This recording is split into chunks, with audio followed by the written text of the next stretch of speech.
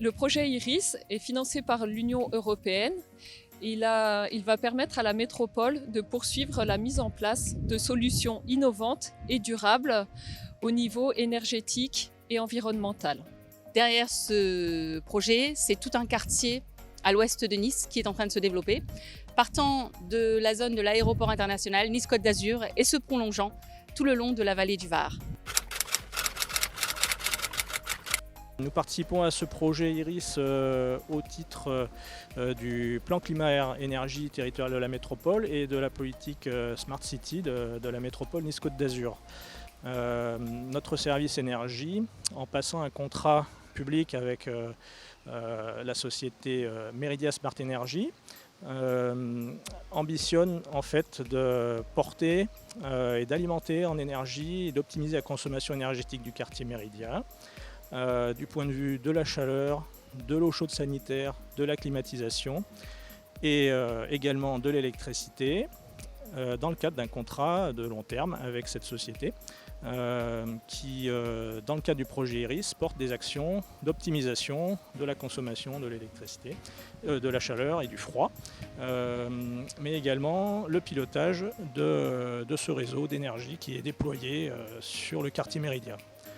On arrivera ainsi à fournir la chaleur et du froid à l'ensemble du quartier, soit 550 000 m² de surface de plancher, avec un taux d'énergie renouvelable de l'ordre de 80%. Le projet Meridia Smart Energy est partenaire au sein du projet IRIS et il a été monté donc avec l'entreprise IDEX et également avec la métropole Nice-Côte d'Azur. Il permet d'alimenter en eau chaude, en eau froide pour le chauffage, l'eau chaude et la climatisation l'ensemble du quartier de Meridia avec de l'énergie locale renouvelable et à un prix maîtrisé. Le projet Meridia Smart Energy consiste à récupérer de l'énergie géothermale de la nappe alluviale du Var, qui se trouve à 40 mètres de profondeur, où on a une eau qui est à 15 degrés, avec un débit qui est constant. Donc on a 4 forages de pompage qui viennent pomper cette énergie, qui la centralisent dans une centrale d'énergie, une centrale de production, où on a des thermofrigopompes qui produisent du chaud et du froid en simultané toute l'année, à 63 degrés et 8 degrés. Et ensuite, c'est un cycle fermé, on réinjecte via 8 forages de réinjection au sud du quartier. Et on a donc d'autres infrastructures que cette centrale et que ces forages, c'est les réseaux de distribution pour alimenter 500 000 m² de bâtiments à terme.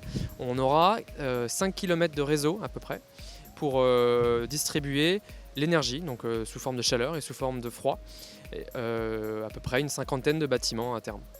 À cela, on a d'autres infrastructures pour stocker de l'énergie. Donc on a du stockage de glace, on a du stockage de chaleur sous forme de matériaux à changement de phase et également une batterie qui permettra d'isoler ou de prendre le relais pendant 3 heures par jour sur les consommations électriques du quartier. Le Centre scientifique et technique du bâtiment est un centre de recherche publique de dimension internationale. Le CSTB est responsable d'une action qui concerne les solutions technologiques mises en place dans le projet IRIS pour améliorer la performance énergétique des bâtiments à l'échelle de la ville de Nice.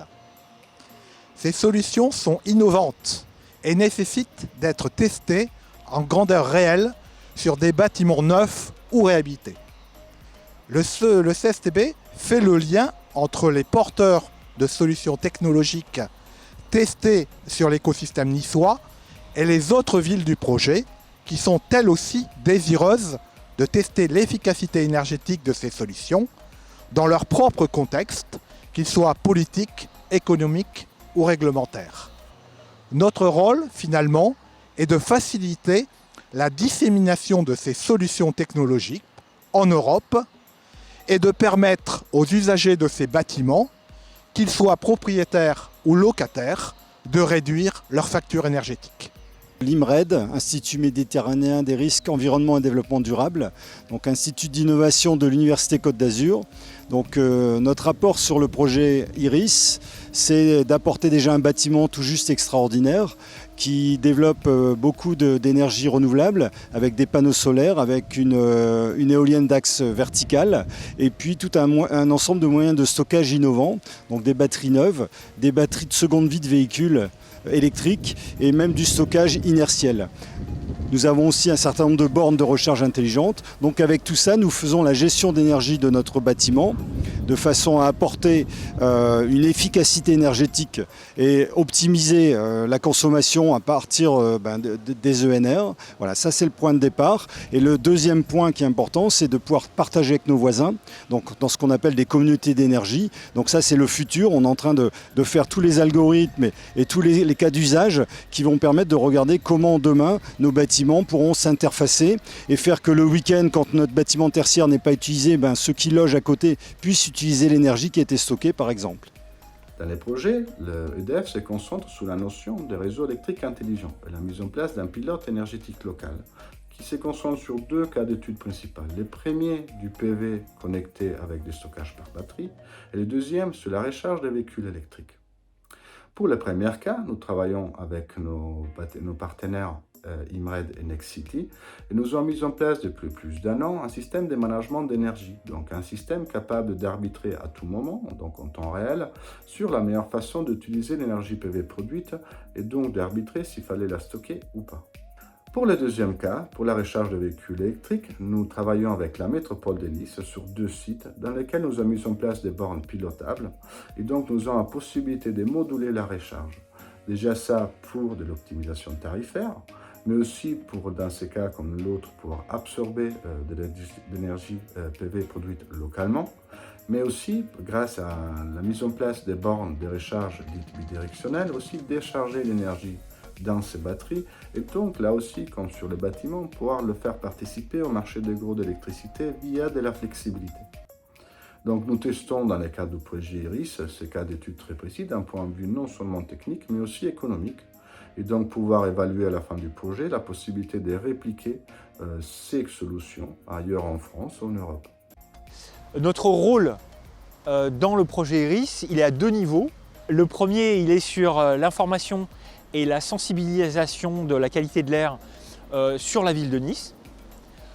Le deuxième est sur l'amélioration des prévisions de la qualité de l'air avec un modèle qui est capable de prévoir la qualité de l'air toutes les heures. On a réalisé plusieurs actions en lien avec l'engagement citoyen. On a réalisé des actions de communication grâce à des collaborations avec l'université. On a travaillé en lien avec des masters de l'université Côte d'Azur et on leur a fait faire des sondages sur la capacité, l'engagement citoyen pour savoir si les universitaires étaient prêts à changer leurs habitudes, notamment sur déplacement, pour savoir s'ils étaient prêts à réduire leurs propres émissions polluantes en lien évidemment avec le changement climatique et la pollution atmosphérique. Ensuite, on travaille actuellement avec la métropole Nice Côte d'Azur pour faire une campagne de communication en utilisant les 40 panneaux numériques avec des messages vidéo qui bougent donc en fait sur l'engagement citoyen. Et donc en lien effectivement avec le fait que chaque citoyen est acteur de son propre budget de pollution atmosphérique. Donc chacun peut être acteur et réduire les émissions polluantes et donc réduire la pollution atmosphérique. Donc là il y a 40 panneaux numériques qui seront impliqués et des messages positifs sur l'engagement citoyen. Enfin, dernière action, c'est qu'effectivement on a installé 20 microcapteurs de la qualité de l'air en plus du réseau de surveillance de la qualité de l'air qui est déjà présent à Nice. Et ces 20 microcapteurs nous servent à améliorer le modèle de prévision qui change toutes les heures. Et donc ça c'est en lien avec, et c'est grâce au projet IRIS, en lien avec d'autres projets européens. En synthèse, le rôle du GREDEG dans le cadre du projet IRIS, c'était de collecter et d'élaborer des données depuis 2017 à niveau de l'écosystème local pour comprendre quelles sont les forces et les faiblesses de la ville de Nice en référence à l'adoption de solutions innovantes dans les domaines de l'énergie et la mobilité. Notre résultat montre comme à niveau de l'écosystème local niçois, il y a de forces importantes liées surtout à l'expérimentation entrepreneuriale et à la diffusion de connaissances. En même temps, nous avons également détecté de résilience de citoyens en référence à l'adoption de solutions innovantes, surtout dans le domaine de la mobilité. Maintenant, nous continuons à travailler pour comprendre quels sont les facteurs de résilience des citoyens, pour développer des solutions innovantes plus efficaces afin de parvenir à un développement urbain plus durable. Au niveau du projet IRIS, nous étions partenaires sur 2 axes. L'axe loi de chauffe qu'a développé Guillaume Curtelin. Donc cet axe avait comme pour vocation de trouver une solution pour diminuer les charges énergétiques en améliorant le confort au niveau des locataires. Et on a testé donc 2 solutions techniques. Le projet a pour but de voir quelle est la solution qui a une meilleure efficacité, une meilleure efficience. Les données sont en cours d'analyse, mais nous avons déjà des résultats très probants sur une des solutions qu'on pourra développer par ailleurs. Un autre axe, c'était l'engagement citoyen. Donc l'idée était de développer la conscience énergétique et environnementale au sein du projet IRIS.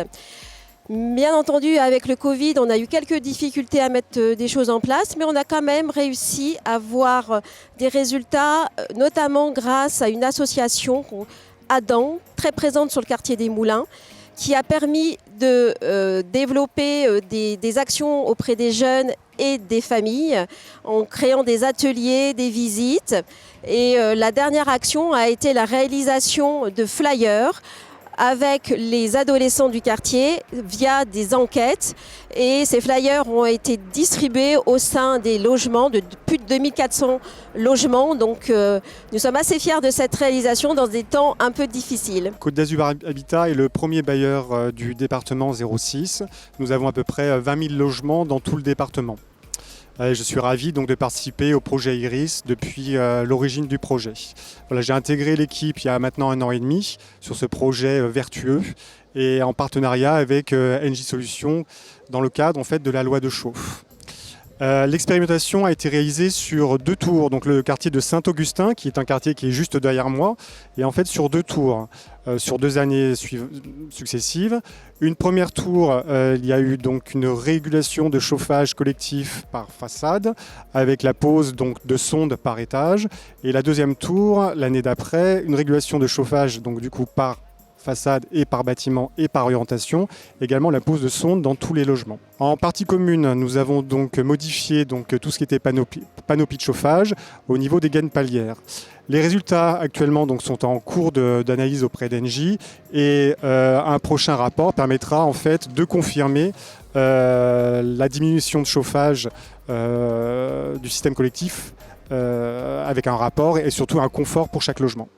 Dans un contexte de raréfaction des ressources et de la recherche d'économie d'énergie, la métropole met à disposition ses véhicules, d'une part dans le cadre des bornes intelligentes pour que l'énergie délivrée aux véhicules soit strictement nécessaire pour la course, et d'autre part dans le cadre du VTuji, Vehicle to Grid, pour que le véhicule qui n'a pas utilisé toute son énergie puisse restituer éventuellement, en cas de besoin, l'énergie au réseau électrique. Vulog est un partenaire du projet IRIS et actuellement nous sommes le leader mondial des solutions technologiques pour la mobilité partagée.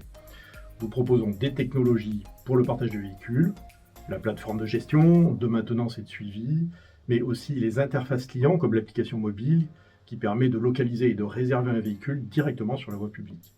Alors bien évidemment, nous avons immédiatement souhaité participer au projet IRIS, car il devenait urgent de réunir des compétences complémentaires afin de proposer des services d'énergie et de mobilité moins chers, plus accessibles, plus fiables et contribuant à une qualité de vie urbaine meilleure et plus durable. Nous avons pu ainsi travailler avec des partenaires fournisseurs d'énergie et de proposer des algorithmes qui permettent de prévoir l'usage des véhicules et ainsi permettre une meilleure régulation de l'énergie et éviter des gaspillages inutiles. Avant même la fin du projet, nous avons déjà pu mettre en place ces mêmes algorithmes à la disposition de nos clients européens, mais aussi internationaux. Donc le projet IRIS nous a donc permis des avancées considérables sur des problématiques dont nous ne savions pas comment les aborder auparavant. Nous avançons dorénavant ensemble avec différents partenaires sur des solutions concrètes qui vont permettre de lever les derniers freins à l'usage des véhicules partagés. Dans le cas du projet ERIS, j'ai participé au développement et à la réalisation d'une plateforme de données territoriale. Cette plateforme permet de collecter des données produites sur le territoire, comme des données de circulation, des données de qualité de l'air, des données des réseaux de chaleur ou de météo. Et grâce à cette plateforme et à ces données collectées, on va pouvoir, grâce au projet ERIS et aux développements qui sont faits, permettre d'avoir une meilleure gestion des ressources, une meilleure offre de services à la fois pour les usagers en termes de qualité de service et d'usage. Grâce à IRIS, c'est toute une zone qui, grâce à des capteurs, va permettre de réguler l'impact environnemental pour tous les citoyens du territoire. Grâce à IRIS, ces solutions innovantes ont pour vocation d'être répliquées à l'échelle du territoire, mais d'une manière plus large à l'échelle de l'Union européenne.